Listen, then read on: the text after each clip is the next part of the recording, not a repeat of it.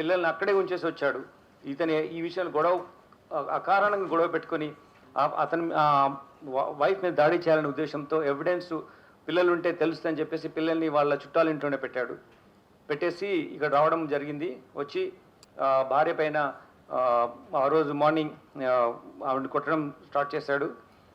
తీసుకెళ్ళి గోడకు ఆవిడ తలను స్మాష్ చేశాడు, గట్టిగా కొట్టాడు గోడకి. She sustained injuries and then అంటే షీ ఫెల్ డౌన్. అప్పుడు పైన కూర్చొని గొంతు నులిమేసేసి ఆవిడ చంపడం జరిగింది.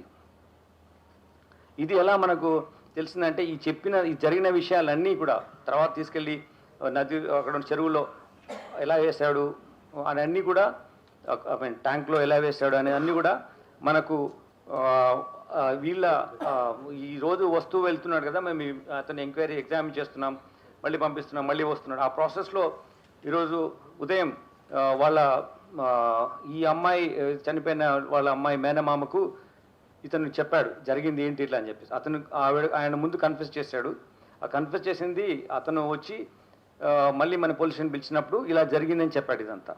దీంట్లో ఇవన్నీ కొట్టడం జరిగిన తర్వాత, ఆవిడ చనిపోయిన తర్వాత ఆవిడ్ని ఇంట్లో ఉన్నటువంటి కత్తితో ఫస్ట్ లెగ్స్ కట్ చేసి, తర్వాత 2 చేతులు, బాడీ పార్ట్ ఒకటి, దెన్ తల, ఈ 4 పార్ట్స్ కట్ చేసి వీటిని ఒక వాటర్లో పెట్టి హీట్ చేస్తాం కదా మనం చిన్నప్పుడు స్నానం చేయడానికి పెట్టుకునే అటువంటి దాంట్లో పెట్టి చిన్న చిన్న పార్ట్స్ చేసిన అన్ని పెట్టి వాటి హీట్ చేశాడు, బాయిల్ చేశాడు.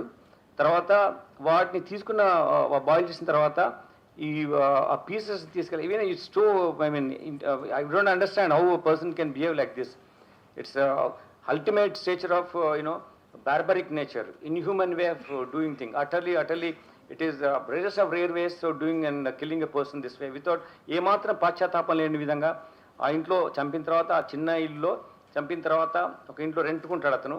చంపిన ఆ బాడీలో ఉన్న పార్ట్స్ తీసుకెళ్ళి ఒక పెద్ద స్టవ్, వాళ్ళ ఇంట్లో గెస్ట్లు వచ్చినప్పుడు చేయడానికి ఒక స్టవ్ ఉంది, దానిపైన పెట్టేసేసి ఆ సిలిండర్ కనెక్షన్ ఇచ్చేసేసి ఈ బాడీ బాయిల్ చేసిన పీసెస్ని ఆ మంటలో పెట్టి కాల్చిన తర్వాత అన్ని పీసెస్ కాల్చిన తర్వాత అప్పుడు అతను అవి తీసేసి ఒక పెస్టల్తో దాన్ని రోకలి బండ దాంతో తీసుకొని ముక్కలుగా చేసి, అది బాయిల్ అయింది వేడైంది కాబట్టి అది చాలా ఈజీగా ఉంటాయి కాబట్టి దాన్ని పగలగొట్టడం జరిగింది. చిన్న పౌడర్